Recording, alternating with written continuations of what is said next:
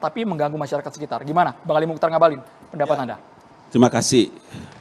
Akhirnya Bang Lukman, kemudian Bang Mardani Ali Sera, kemudian Bang Mustafa juga ya.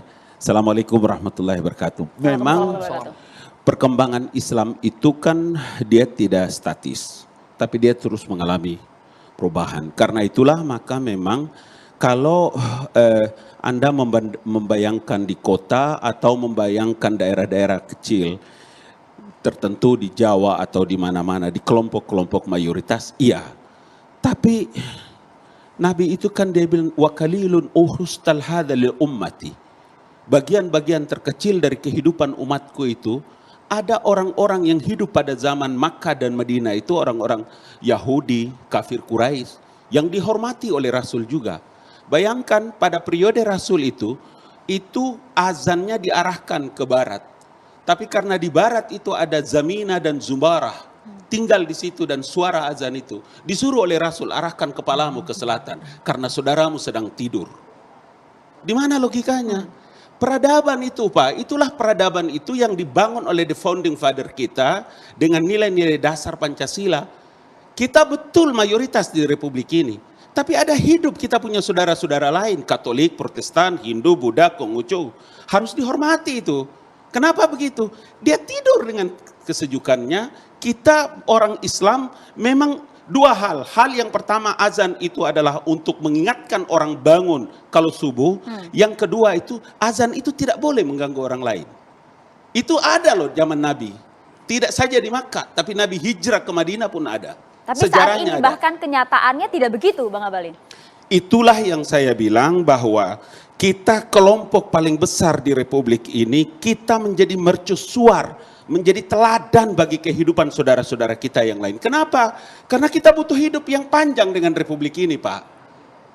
Kenapa begitu? Iya, karena sebagian besar 6.666 isi Al-Quran itu 3/4-nya bicara tentang sosial kemasyarakatan. Itu hukum.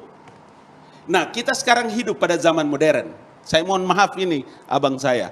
Kita hidup di zaman modern. Peradaban itu dia terus berputar Pak. Untuk memberikan apa? Dua hal. Yang pertama adalah perubahan karakter. Dan yang kedua itu adalah kemampuan knowledge dan menata kehidupan masyarakat. Tapi Bang Nara mengatakan di kampung puluhan tahun itu sudah menjadi tradisi. Tidak ada yang komplain. Di kota sekarang yang karena berbeda. kita mayoritas kawan. Di antara 99% orang yang tidak protes itu, telitilah. Ada 5-6 orang, ada 20 orang, 30 orang yang dia tidak punya kemampuan untuk berteriak tentang betapa keresahan. Artinya takut Bang? Bukan takut, tapi dia mengerti. Kan hari ini kan kenyataannya seperti begitu. Sedikit orang berteriak kafir, sedikit orang berteriak dia neraka. Kan begitu logikanya. Baik, Bang Nara silakan. Ya, ini yang saya sebutin misleading ini abang ini. Kan datang apa namanya? Gendut Bang anak sekarang? Nggak ada kaitannya ya. Jadi Adinda gini, mainkan, Adinda jelaskan supaya forum kita ini memberikan pencerahan kepada umat dan saudara-saudara kita yang lain. Setuju. Kita ini anak-anak muda yang kita hadir untuk memberikan sebuah peradaban baru dalam kehidupan orang beragama. Baik, dengan kita ya? berikan kesempatan untuk ya. Bang Nara. Tapi abang sudah baca yang instruksi ya? Udah. Yang- Orang saya komisi Jelas satu, Bang, kita Oke. sudah- instruksinya ada di meja kita bersama, nanti bisa kita bacakan. Bang Oke. Nara silakan. Jadi tadi sudah saya sebutkan ya. Ini masalahnya di mana sebenarnya? Ini kan yang teriak orang kota. Dan di instruksi sudah disebut. Memang ini berlaku untuk orang kota. Maksudnya Pak aturan ini berlaku untuk ibu kota provinsi, ibu kota kabupaten, ibu kota negara. Memang begitu ditulis dengan jelas sekali. Jadi nggak ada masalah. Tapi kalau dikatakan desa, mohon maaf sekali, saya ini orang kampung. Kalau dikatakan ada 5 orang, 6 orang tidak ikhlas ada membangunkan kasar seperti itu, enggak seorang kampung, lama sekali di kampung, enggak seperti itu. Seperti itu. Yang di konteks acara ini adalah orang kota protes. Ya, Beda Jakarta, kampungnya kan kali Bang Ngabalin. Ini yang protes orang kota tadi, Mbak Zaskia. Rumah saya Kan di begitu. Pamulang itu, di sebelah kiri ada orang Protestan, sebelah persis dinding saya orang Katolik. Bang, memang Gini, disebut di sini. Bukan. Disebut di instruksi ini. Karena di kota itu beragam agama, Betul. beragam komunitas. Di desa Satu, nggak ada. itu satu contoh. Contoh yang kedua, saya ini lahir besar di Papua. Rumah kami itu di Padang Bulang di Jayapura Pak. Ada masjid, tapi masjid itu disuarakan hanya untuk bisa mencapai 30-50 rumah kedengaran.